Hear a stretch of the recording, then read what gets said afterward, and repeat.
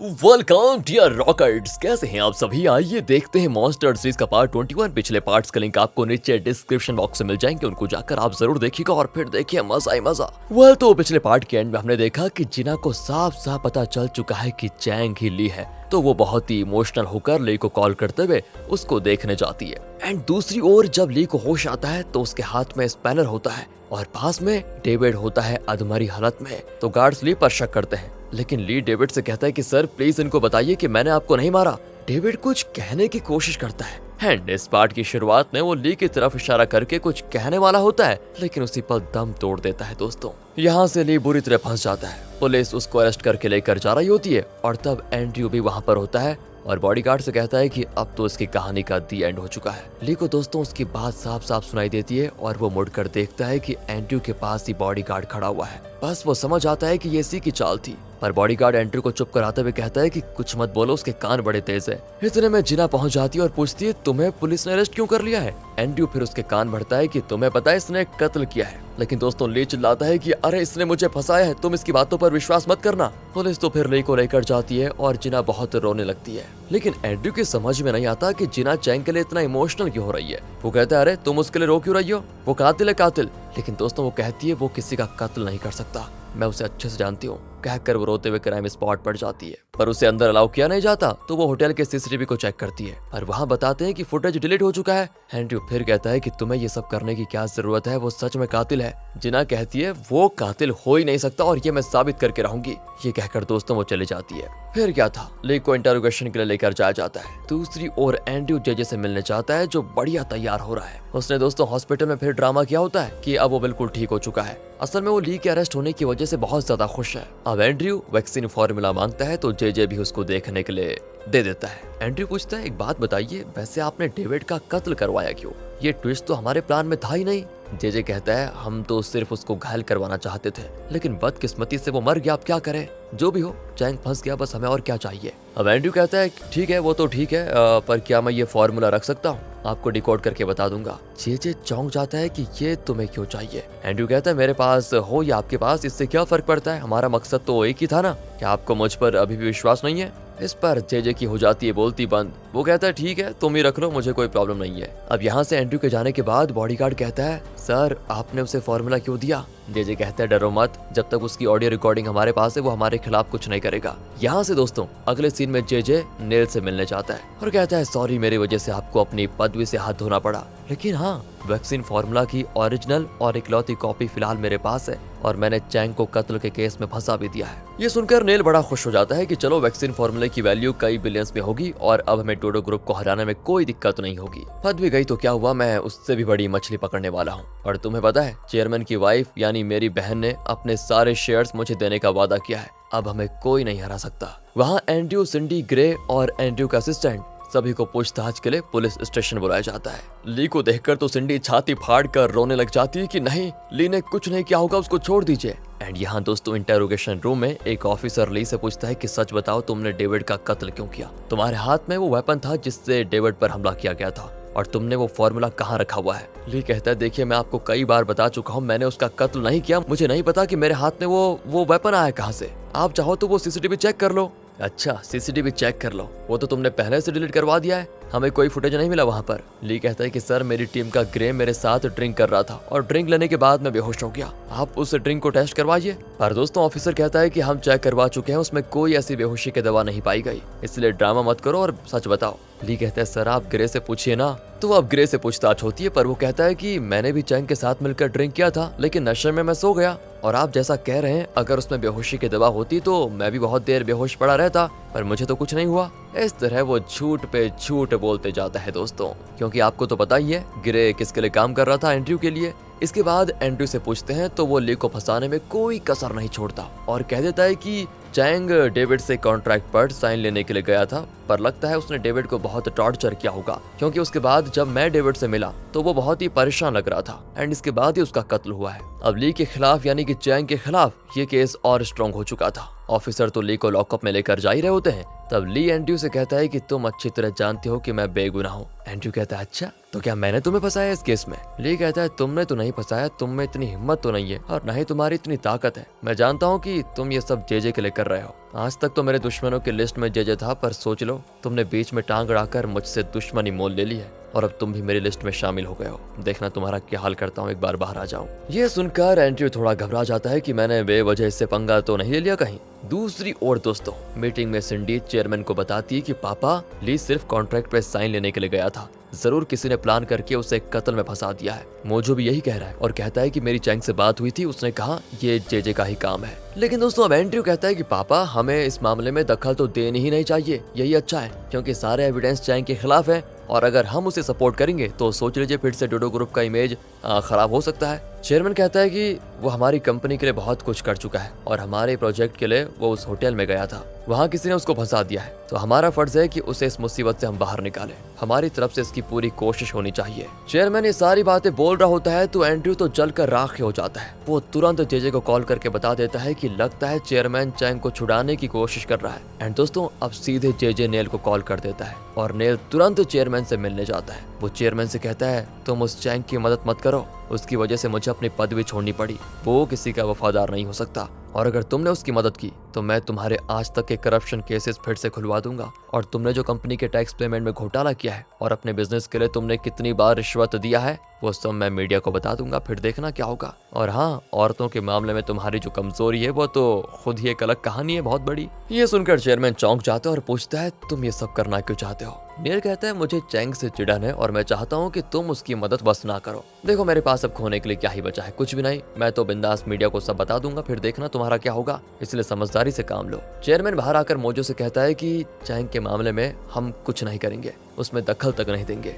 And mojo एकदम से shock हो जाता है कि अभी अभी चेयरमैन को क्या हुआ, लेकिन चेयरमैन की परमिशन के बिना वो कोई कदम तो उठा ही नहीं सकता। दूसरी ओर जेजे बड़े मजे में होता है और नाथन से मिलने जाता है जेल में। उसको देखकर तो नाथन गुस्सा होकर कहता है कि मुझे पता चल गया है कि तुम कितने बड़े गद्दार हो, हैं? तुमने मुझे जेल भिजवाया था ना। लेकिन दोस्तों अब देखिए जेजे यहाँ पर क्या चाल चलता है। वो कहते हैं नहीं ऐसा नहीं है, असल में तुम्हारा दुश्मन तो चैंग है, जिस पर भरोसा करके मैंने भी अपना सब कुछ खो दिया। एक और बात बताऊं, चैंग और कोई नहीं है, असल में वो ली है। वो अपने पेरेंट्स का बदला लेने के लिए आया है और उसके पेरेंट्स का कत्ल किसने करवाया था? तुमने, इसलिए वो तुम्हें जिंदा नहीं छोड़ेगा। लेकिन अब नाथन कहता है कि मैंने कत्ल नहीं किया था, कत्ल तो तुमने किया था। हाँ मैंने किया था, पर करवाया किसने था? तुमने ना, इसलिए वो तुमसे भी तो बदला लेगा। उसने तुम्हें पता है क्या किया? साइंटिस्ट डेविड का कत्ल कर दिया है और उसे इसी जेल में बंद किया जाएगा। मैं कैसे भी उसे तुम्हारे सेल में बंद करवा सकता हूँ, फिर तुम जानो और वो जाने। तुम्हारे पास मौका है, तुम्हें उसे खत्म करना है तो कर दो, वरना वो तुम्हें मार तो डालेगा ही। अब दोस्तों उसी रात नाथन सोच में पड़ जाता है कि अब मैं क्या करूं।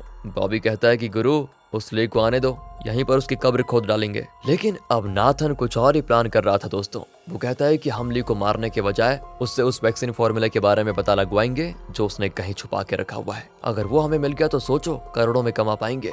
उसके बाद मुझे डोडो ग्रुप का चेयरमैन बनने से कोई नहीं रोक सकता। दोस्तों ली को दिखाते हैं जिसको अब एक बस में जेल ले जाया जाता है। जिना दूर से देखकर बहुत रो रही होती है, वो कुछ कर नहीं पाती। असल में जिना तो ली से कहने आई थी कि मुझे भी पता चल चुका है कि तुम ली हो, लेकिन फिर उसे लगा कि ली ने मुझे सच नहीं बताया, जरूर इसके पीछे कोई वजह होगी। सोचती है कि जब तक वो मुझे नहीं बताता तब तक मैं भी उसे नहीं बताऊंगी कि मैं भी उसे पहचान गई हूँ। तो यहाँ से ली को जेल के एक सेल में बंद कर दिया जाता है। एंड वो सोच में पड़ जाता है कि ये दूसरी बार है जब जेजे ने मुझे जेल भिजवाया, क्योंकि दोस्तों कई साल पहले जब ली ब्लाइंड था तभी जेजे ने ली पर झूठा इल्जाम लगवाकर उसे जेल भेजा था और इस बार भी वो ली को जेल भेजने में सफल हो गया। लेकिन अब ली मन में सोचता है कि अब मैं ब्लाइंड नहीं हूँ और इन सबको मैं सबक सिखा के रहूंगा। ये सोचकर ली अपने सेल में जाता है। फिर उसको पता चलता है कि उसी सेल में नाथन, बॉबी और उसका गैंग है। नाथन थोड़े एटीट्यूड में कहता है देख बेटा, जिंदगी एक चक्कर है, यहाँ जीतने वाला हारता है और हारने वाला जीतता है, तुम्हें पता ही होगा। एंड इस तरह बिना सर पैर के वो डायलॉग बोलकर ली से दोस्ती करने की कोशिश करता है। वो कहता है कि तुम्हें तो पता ही है कि जेजे ने मुझे भी फंसाया और तुम्हें भी फंसाया।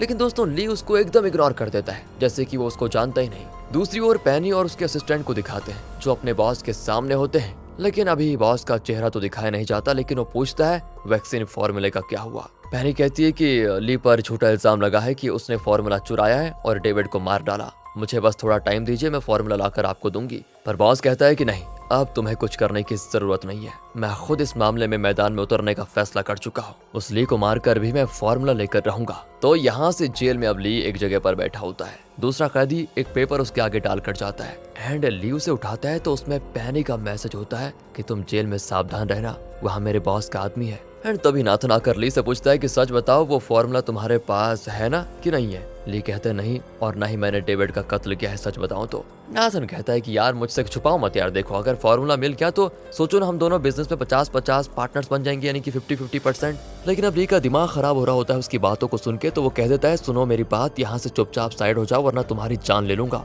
एंड वो भी चिढ़कर चला जाता है और बॉबी से कहता है कि देखो ये बातों से तो मानने वाला है नहीं। तो दोस्तों उस रात जब ली सो रहा होता है तो उस पर कंबल ओढ़कर नाथन और बॉबी उसके आदमी उसे बहुत पीटते हैं। दिन में भी जब चाहा पूरा गैंग मिलकर उसको मार मार कर उसकी पूरी हालत कर देते हैं। पर ली मार खा लेता है लेकिन खुद को डिफेंड नहीं करता। तो यहाँ से चेयरमैन के घर में सभी खाना खा रहे होते हैं। सिंडी कुछ नहीं खाती तो एंड्रू कहता है अरे तुम ली के बारे में सोचकर परेशान क्यों होती हो। वो कहती नहीं मुझे तो ये परेशानी है कि फॉर्मूला हाथ से निकल गया। हालांकि दोस्तों वो असल में तो ली के लिए ही दुखी है। तभी पी आकर बताता है कि मैडम जी ने कंपनी की एक्स्ट्राऑर्डिनरी जनरल मीटिंग अरेंज की है। चेयरमैन पूछता है वो ऐसा क्यों कर रही है। पीए कहता है वो एंड्रू को कंपनी से बाहर कर देना चाहती है इसीलिए। एंड चेयरमैन गुस्से में अपनी वाइफ के पास जाकर चिल्लाने लग जाता है कि मीटिंग अभी कैंसिल करो। पर वो कहती है तुम एंड्रू को बाहर निकालो फिर मैं मीटिंग कैंसिल कर दूंगी। लेकिन दोस्तों चेयरमैन कहता है अगर तुमने एंड्रू को कंपनी से निकालने की कोशिश की तो सोचो मैं उसे और भी बड़ी पोजीशन दूंगा और कंपनी का चेयरमैन बना दूंगा। दूसरी ओर ली बहुत ही परेशान होता है। लगता है दोस्तों नाथन और उसकी टीम मिलकर ली को बहुत मार रही है।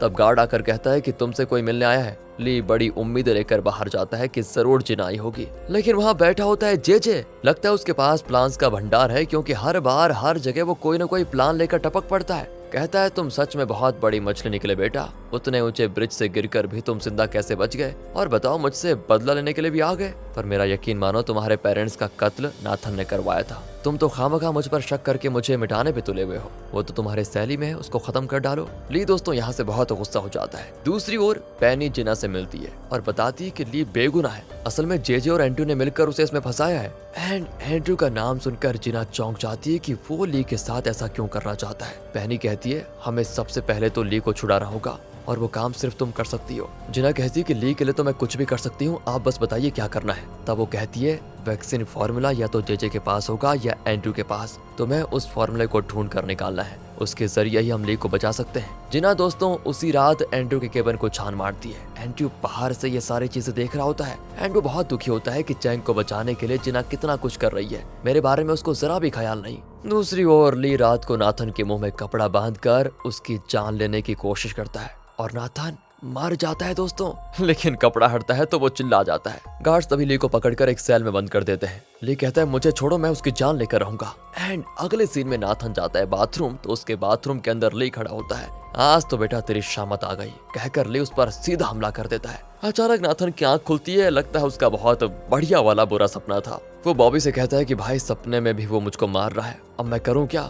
मैंने तो उसे अंडरस्टिमेट कर दिया पर वो बहुत ही खतरनाक मालूम होता है। अच्छा हुआ उसको अलग सेल में डाल दिया।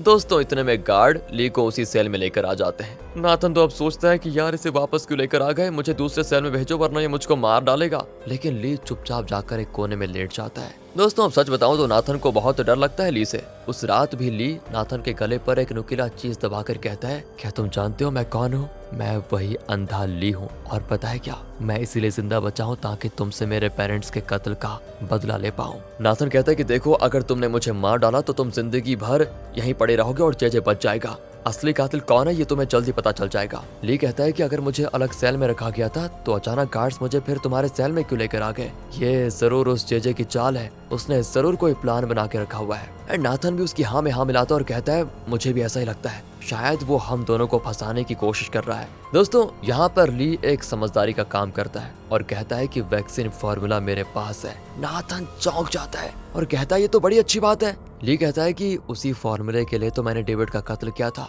नाथन कहता है कि जब मैं रिहा हो जाऊंगा ना तो तुम मुझे वो फॉर्मूला दे देना, मैं उससे करोड़ों कमाऊंगा और तुम्हें भी जेल से पैरोल दिलवाऊंगा। पर ली भी कहता है कि हाँ अगर तुम रिहा हुए तो मुझे पैरोल दिलवाओगे तभी तो मैं तुम्हें फॉर्मूला दूंगा। नाथन भी दोस्तों डर के मारे मान जाता है। दूसरी ओर दिखाते हैं दोस्तों तो जिरार्ड रोशी से कहता है चैंग के पास जो वैक्सीन फॉर्मूला है तुम उसे कैसे भी करके हासिल कर लो। पर रोशी कहती है मुझे नहीं लगता कि ली के पास वो फॉर्मूला होगा, उसने तो कत्ल भी नहीं किया होगा। पर जिराल्ड कहता है कि हमें ली को जेल से छुड़वाना होगा और फिर हम उससे फॉर्मूला ले लेंगे और उसे वापस जेल भिजवा देंगे। लेकिन दोस्तों रोशी ली के साथ ऐसा नहीं करना चाहती।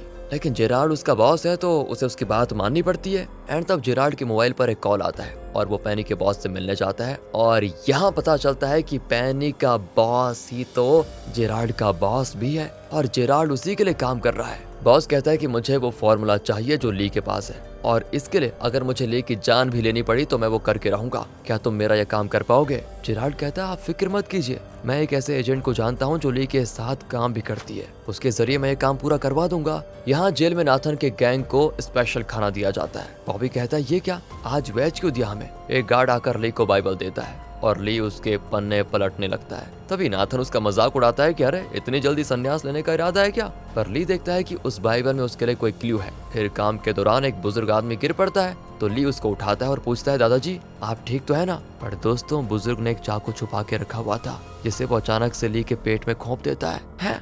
ली एकदम से चौंक कर उसको देखने लगता है और यहाँ पर होता है पार्ट 21 का दी एंड। ये क्या हो गया यार, क्या क्या होने वाला है सीरीज में, बहुत इंटरेस्टिंग हो रही है। इंतजार कीजिए अगले पार्ट का और आगे के पार्ट्स देखना चाहते हैं तो सीरीज की वीडियो को लाइक एंड ज्यादा से ज्यादा शेयर कीजिए दोस्तों। मिलते हैं आपसे अगली वीडियो में, ध्यान रखेगा अपना and finally thanks for watching.